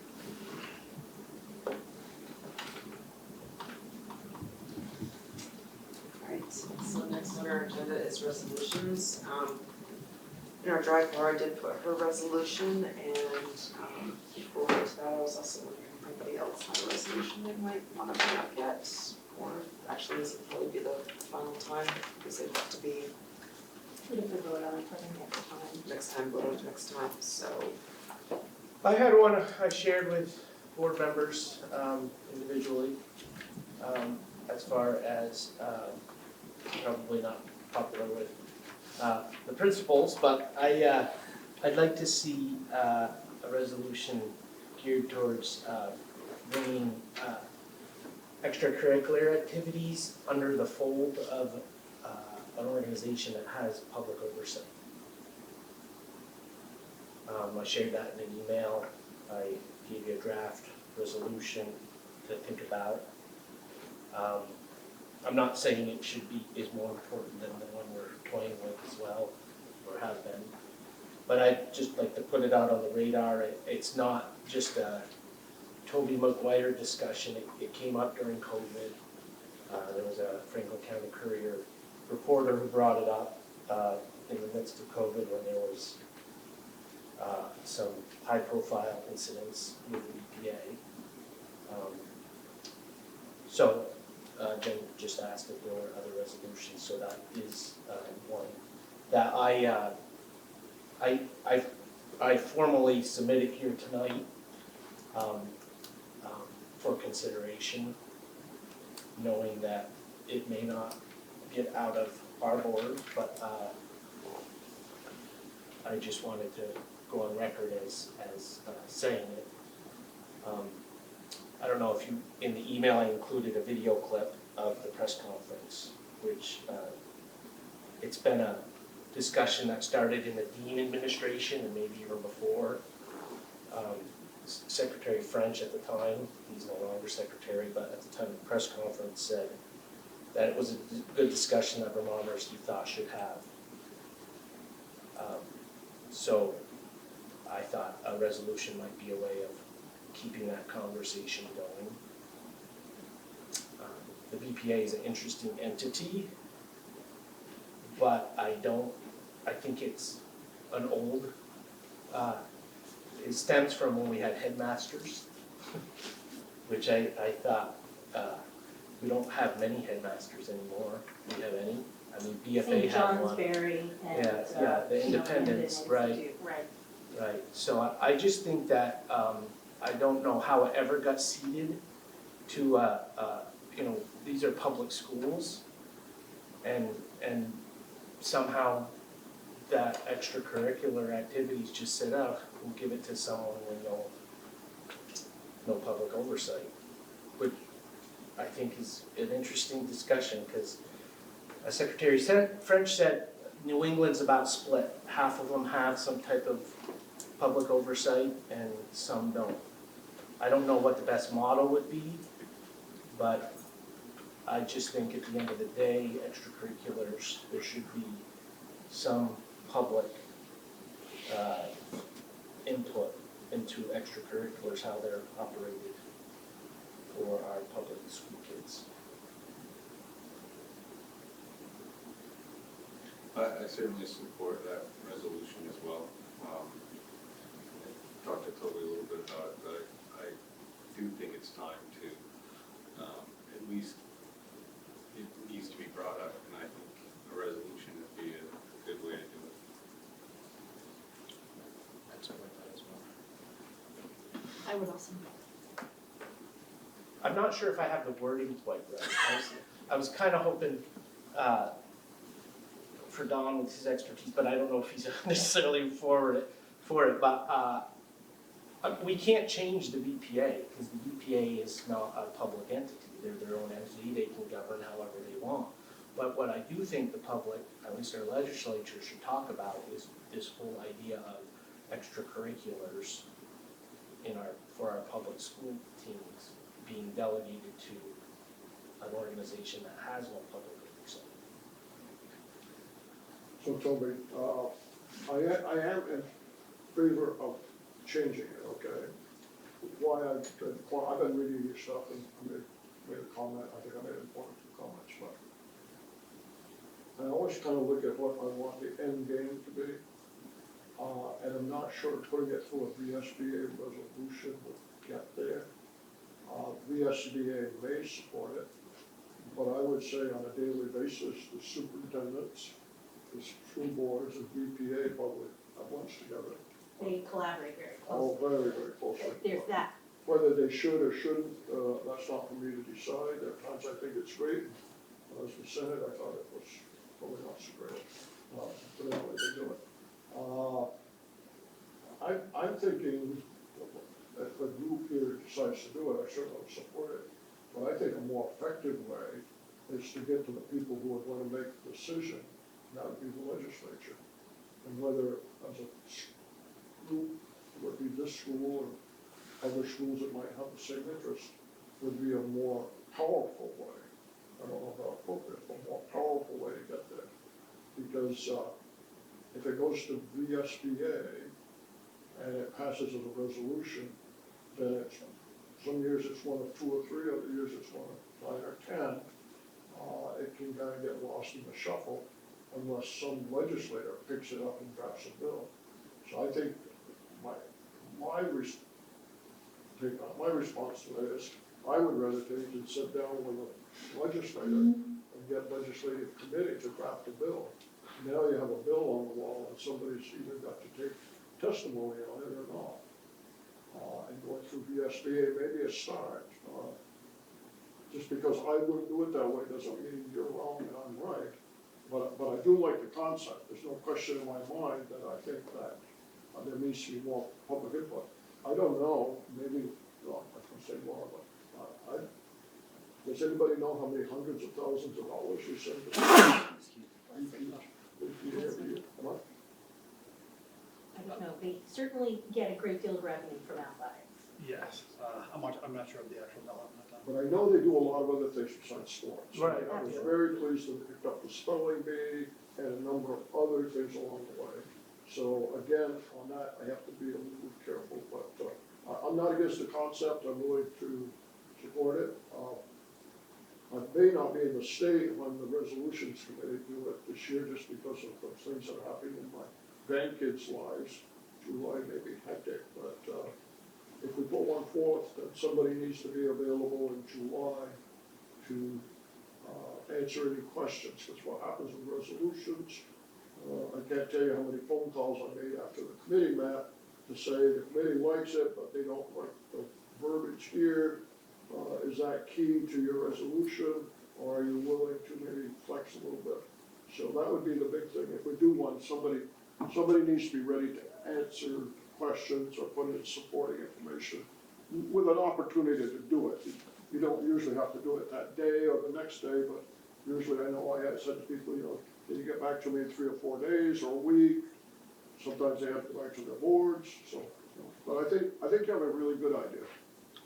And another one that I would like to see us do at some point in time, but again, I question appropriateness, and I'll take the blame as Chair of Senate Education. We wrote the high school option, what is it called now, where you can go to other schools. Act 129, school choice. And I think we made a horrendous mistake.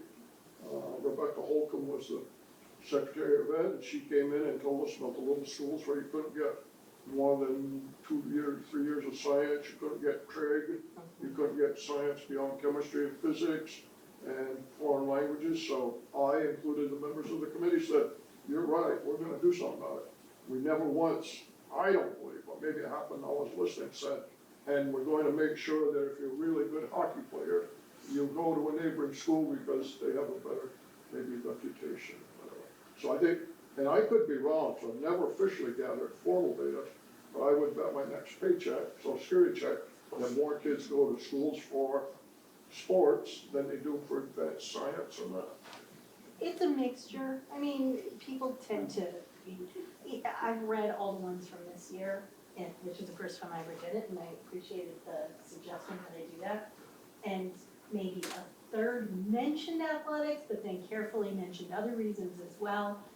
But there are a variety of reasons. Oh, I'm sure. But you know, when the size of your school determines what division you're in, then a larger school will attract students who think they might be playing more competitively. But on the other side of that is how much time they'll get to play and whether they'll be a standout. So it's certainly a factor, and anybody who says it's not paying attention. The thing that shocks me is if I was a parent of a child in a neighboring town, and they were an average player, and 3 kids come from other towns and take places on that roster, as a taxpayer, I'd be livid that my child couldn't play.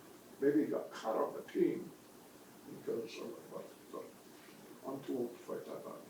You can't prove it, like, I know so many people who have done the school choice and everything is about the academics. It is not even a little. But they know that it won't be approved if they say it's for sports. So getting anybody to straight up say like, oh yeah, I wanna go to VFA because they have a better program. But some states say you're not eligible for a year.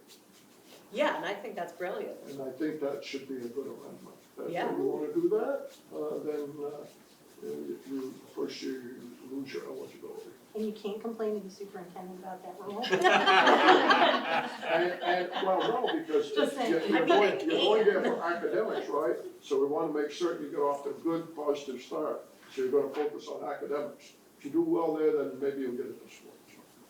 Toby, I think you may be aware of some of the places that, Yeah, that's always concerned, and there's the legislative route again with that, but there's also the VPA could, or whatever entity is governing high school athletics could implement that. I don't think it needs to be a legislative change. I will just say on the resolution I shared with you, the draft, I did specifically say athletics. I did that intentionally because I do know VPA does other extracurricular things like spelling bee, and those are very good services. Those I'm not so interested in, maybe I should be, but I'm not. I'm more on the athletic realm. I think that there should be some level of public elected or appointed by a public official oversight of that organization. If VPA said, no, we don't want to be influenced by the public, that's fine. That's why the resolution is geared towards the activity or the sports and not the VPA. It's just saying that the legislature should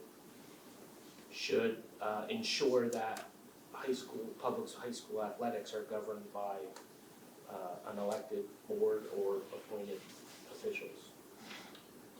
Don, question for you. How often, if you go to the legislators, do they turn around and say, well, why didn't you make it a resolution? Or is it I have depend? never heard a legislature say that a resolution made an initial impact on it, no. I'm not saying it couldn't happen, but no, I think, well, when you're a legislator, you come back and tell me how it happens, because I find that there are egos involved, and that's why the lobbyists like to go. But no, seriously, and I say that because I know you mentioned your interest in politics, and it's really an internal game. Probably if anybody wants to get into politics should see Megan, because her mother is probably as good at it as anybody in the state of Vermont. So what I propose is, this is the first I brought it up and talked about it, and I don't think the resolutions are due till June 15th. At that time, you could probably sneak one in through. Right, so I would just assume on the one I hope to see, I just assume cut discussion now on that one, and maybe next meeting we could revisit it. That way people have more time to digest it after this discussion, that one. What's your resolution? Ms. Laura's. Can I ask you a quick question while you look up the Laura's? Don, you mentioned maybe being more effective going the legislative route. Is there a reason why we can't do both or shouldn't do both? No, absolutely not. The only thing is, in my mind, if you go to the VSB, if you go to the resolutions, and the VSBA passes it and puts it in, then who's going to pick up the ball to make sure it gets on in a bill, drafted in a bill? You have to, and so the thing is that to get someone to draft a bill, now there's a bill that has to be assigned to the committee, and most committees, whether they support it or not, will take testimony. So I think it expedites the process. And if you happen to get 2 or 3 members in the legislature who are interested in it, then it will move in both bodies. It may not pass. To get somebody else to carry it who may be lukewarm about it, may not move it along. But no, both, certainly there's no reason to not to do both. I think before I went to legislature, I used to talk with legislators about ideas. And then I realized when I got there that if you can't get somebody to sponsor a bill, it's probably a good discussion, but it doesn't work. You need to get a bill drafted.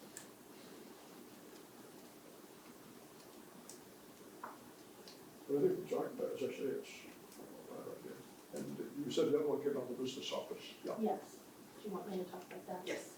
So Laura worked on this last week. As she shared at our last meeting, our federal grants require us to contribute a percentage of any teacher's salary that's paid for with a grant into teacher retirement. Now, if a teacher is not paid for with a grant, that's 100% coming out of a teacher's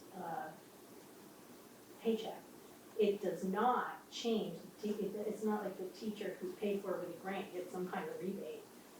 It's basically a tax. And it is, of course, to support our tentative teacher retirement pension, right? So they've spent years trying to bolster it, they've made changes, they've tinkered around the edges. We haven't done anything dramatic, like fully funded or anything. But it's a strategy that the state used. In order to do that, they had to get federal approval to do it, because these grants are really tightly regulated. But it started off as a small sort of add-on, but it's now several $100,000 that it looks like we're spending that on the students, and it's really going to sustain the state teacher fund. And we don't disagree that the state teacher fund needs to be supported and revenue needs to be generated. But this feels like if they really want to take it off the top, the state gets the first allocation of all these federal title grants. They could take it off the top there if they really wanted to. Except it has to be due to a specific strategy. But it just looks to the board, to the community, as if we're spending $1 million on teachers, but we're really spending $800,000 on teachers. I'm just bringing that number up as an example. It just doesn't seem to be the right way to go about it. And so this resolution requests that we look at alternative funding sources and examine change to that. So Vermont could petition the federal government to change that? The federal government is not who requires us to do this, it's the state. The state says. And the state had to have received permission as an allowable use of this federal money, so they must have had permission to do it. But it is the state that mandates we do it, it's not a choice. So what we've been doing is taking the teacher salaries. It is our federal money, Okay, but the federal state money. requires that we pay basically tax based on a percentage of salary for any teacher that's put in that grant. Same people in the legislature probably were the ones that promoted that every time I hire a new teacher, you have to start paying. It's a similar way of getting local districts and within local budgets to fund teacher healthcare. So any new teacher to the healthcare system, we pay a fee for the entirety of their employment with us. So that just We grows. might be more effective if we went more clear on that one, Chair of Senate Finance and House Ways and Means Committee. If they sign on, then it's a done deal. I picked up on that. Oh, yeah, that lady, yeah, she's back here kissing. She's very good at that. But I'm she's not been there a good. while. She was a friend of mine, so I said, she had that. Should read the mind. That's good. She's a good mother too. Right? So, you would want to just, So Laura should be able to get the business managers behind this. oh, they're behind it for sure, yeah. She said that last time, right? Yeah, they've talked about it a lot. It's a challenge. I don't know that there's anyone in the Agency of Education Finance that understands it or is supportive of it. And again, every time teacher retirement comes up, people get a little nervous about that and appropriation. Well, it's like we were talking about last time, you can't, with the free lunch, you can't say anything against it without people automatically thinking you're against the whole concept. And I feel like the retirement fund is one of those. It's not about not wanting our teachers to have everything that they deserve. It's how it's done. And I know Laura mentioned her issue was with the transparency part of it. It's not about the money going there, it's that it looks like we're spending it in a way that we're not. It's basically a tax Right, on public funds. yes. I would like to have Laura talk more about it with us, because I think there are ways, I think she said we could get around it, but it's takes a lot of time and effort. What we're trying to do is take our finite amount of title funding, and each of the different funds has specific strategies that are allowable. You just can't pay for anything with these different titles, pots of money.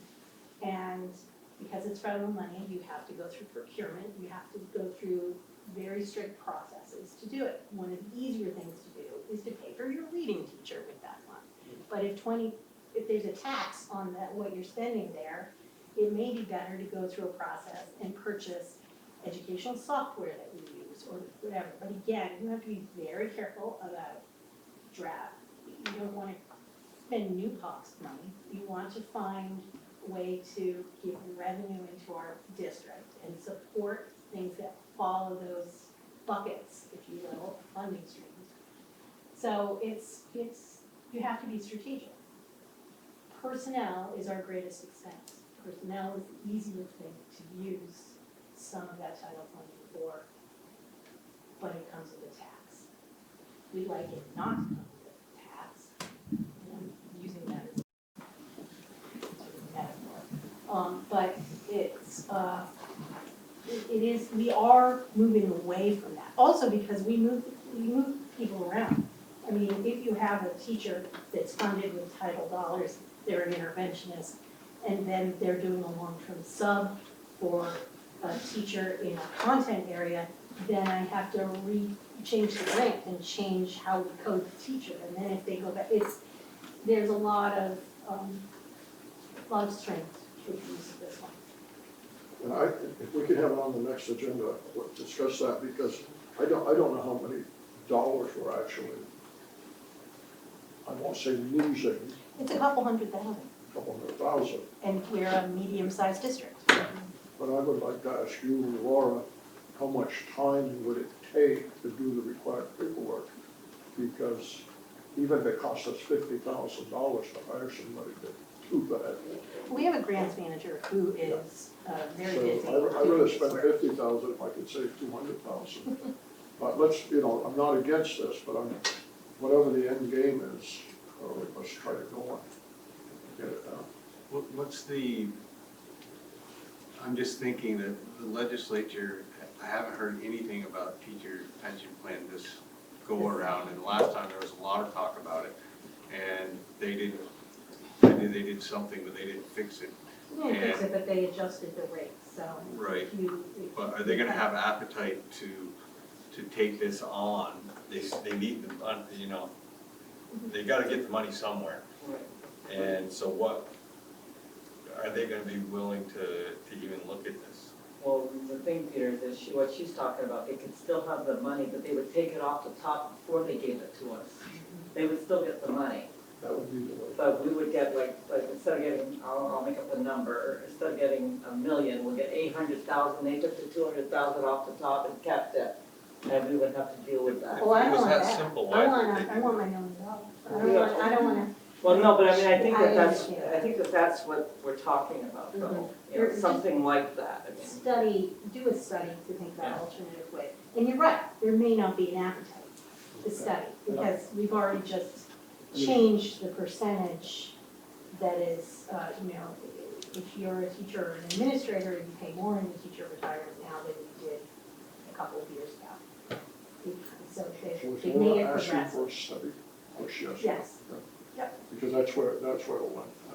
Absolutely. She did give 3 examples. She gave 3. But I think what's so irritating about it is they keep increasing the percentage, like at least, they started out, I think it was like 12% when they first started this, and then it was 15 and 18, I don't know what it is, 20 something. It's over 20, yeah. Over 20% now. And is it gonna keep going up? I don't know, but I mean, I just, come on, cap it somewhere, because typically, your salaries go up, so if it's a percentage, you will get more. do you really need to increase that percentage and get that much more? Well, obviously, they probably want to, but I just think it's kind of ridiculous, I guess. Especially when that money was intended to help kids, you know, that need help with breathing and all sorts of other disabilities that, you know, we may need help with. That was the intent, and they've changed that intent and keep increasing that number. I don't know, I'm as irritated as Laura, and I've had a lot of history with this too, and it just makes me mad. And again, I agree with the rest of you, it's not about not funding teacher retirement, but they basically have not funded teacher retirement all these years when they should have been funding it, and now they're trying to get it from the locals, is what they're trying to do. So, yeah. Just so you know, this year, we got half of the increase that we were supposed to get according to cost of living, because the cost of living went up so much. So now it's back in the legislature to see, teachers' retirement never increases that much, 2 or 3%. This year it's supposed to go to 5, but we got 3. And it was not the legislature, it was interpretation of the legislation by an agency. Yes, of course. Join us next, finance meeting for the next board meeting. We're gonna have some fun with resolution. Well, it will be next, we have the 23rd, and when we have the first June meeting, when we will have this discussion on these 2 resolutions. So maybe just for that. Is it 3? I have Laura's, Toby's, and then Dawn had made mention about, We the propose Act the Act 129, or, yeah, Act 129. I'm not gonna touch on it. Oh, okay. If I really want. Just wanted to make sure. No, on that one, it would be spinning on wheels with the SBA. Scratching you off, Dawn. I made a note, just in case we want to do it later. No. I think if we come up with 1 or 2, that's really, really good. And my idea's been around a long while, I've never really got too much traction. We'll see. But thanks for the opportunity. Jen, can I talk on that, on Don's? I think at the district level, we've made, Bonnie and John have made some good changes for that school choice issue with athletics. Evaluating coaches, something that wasn't happening. It was always, if you wanted to come back next year, great, because we don't have to look for the position. I think the old practice of picking a staff member that worked in the school, no matter the qualifications, over somebody else, that kind of unspoken rule is more than likely gone now. So I think small changes like that will help the athletic programs in a whole. And then to Rennick's point, in 3 to 5 years, when we see what these changes have happened, then at the board level, you can look at athletic wages and see if you need to bring them up to be competitive, to keep students from leaving because you have a stronger program. That's just my thoughts on some of that. And I think, building new programs, getting volleyball and track and field, that'll keep students here. Wrestling. But, I still, the student who's good, not excellent, it's a good place for them to play, and that's good. Yes. When's the last time we had anybody go to Major League Baseball? One of the Raleigh's 3 generations later, maybe, but. I think the Rollins. Wasn't that long ago, my husband played. What's that? Wasn't that long ago. Well, My husband played for all, so. Yeah, but I said to get to major leagues, this is No. Cal right now with the Mariners. I know. His dad did, but this. All right, so 2 more meetings, you're talking about, Toby and Laura's resolutions. So the next agenda item is warrants, which Do we have? See unattached. Laura, we didn't attach that.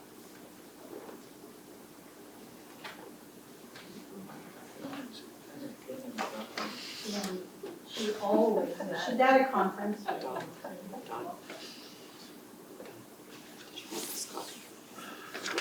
Oh, thank you. All right.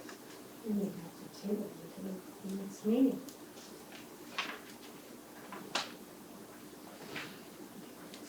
Do you want this back? No.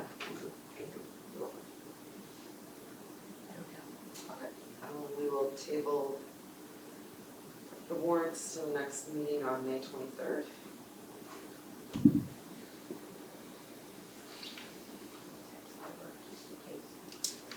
So the next agenda item is new professional hires for action. Okay. Can you text Laura? Lawrence?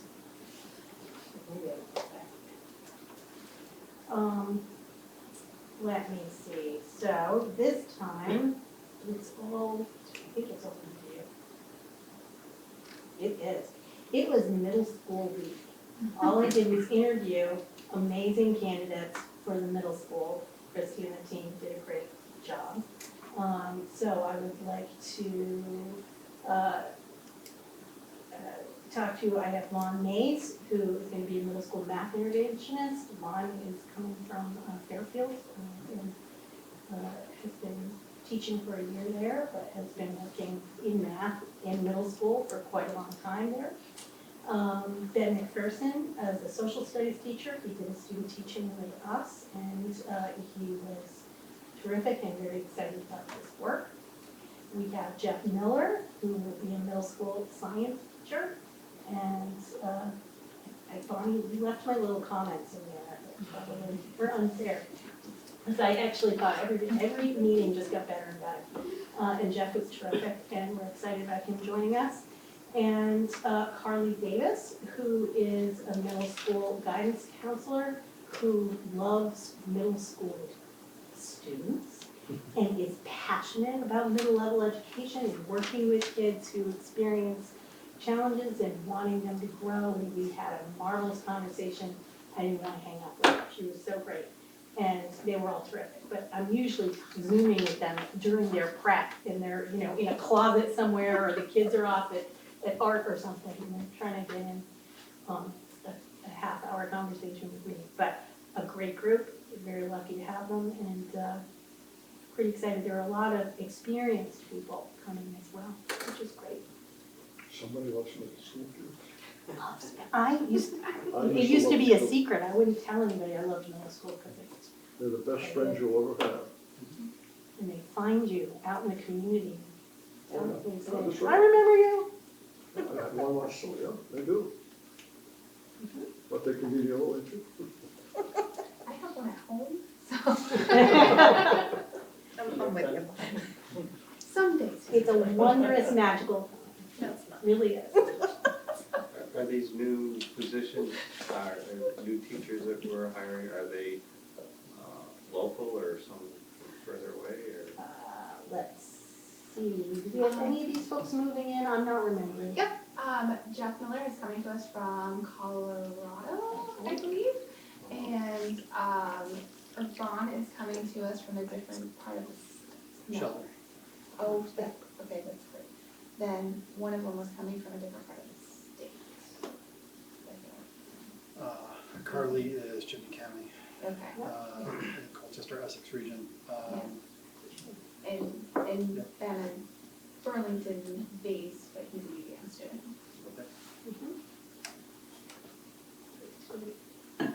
I'll make a motion to approve the new hires as listed. I'll second. Kelly's the first, Megan's the second. Who was second? Megan. Megan. All those in favor say aye. Aye. All those opposed? Motion carries. Motion carries 9-0. Julie Laura asked if we could table it until she's back. Okay, so that she's not gonna be mad at me. She's not gonna say that. Sound I it, sent and I'll to you, snapshot Julie. it, Why send it didn't you to see that you. email? Okay, thank you for that. Sorry, I got the mix up. Alright, future agenda items. Post-secondary outcomes, PLP updates, continuous improvement plan report, truancy data, food service management contract renewals, and financial reports. It'll be the next, end of May and June. Yeah. And add resolutions. And resolutions, yeah. It's not an exhaustive list, but we wanted to make sure we had some things, I mean, it looks like an exhaustive list. So are Dan and Christie aware that they're gonna get us every month a new model? We haven't decided that yet. We haven't said that yet? No. I thought Oh, I thought we did. did. I thought we did. No, we have people torn. We were Yeah, discussing. we were discussing it, so we're gonna rediscuss it, and, hi, Dan. She's looking right at me, I never Julie yesterday, did not mention this to me. Not- We talked about it in I thought the Highgate. only debate was that Devin raised the issue, do we put them in the cycle to get a extra slot? That's what I thought too. And we kind of said no, but that we People would were want to still do the, thinking do it of, every month. doing Whether it we this wanted way to or do that. doing it that way, so we were gonna put it in for discussion again, so that. Okay. Just, yeah. Well, I forewarned you. Okay. Got it. If I'm correct, that was a retreat discussion item. It might be, It might but we be. might do it before. Yeah, we might, yeah, it doesn't have to be a retreat discussion, it's something we can finish, because we started it in a school board meeting, that we can finish it, Megan's looking. I just think it'd be nice to have Yeah. it set before Yeah. we sort of, everyone goes off. I mean, we can ruin your summer or wait. No, I think that you'll enjoy this one, so. Much as I can get you out, absolutely. Of course, you can always say, yep, you take one. It's all good.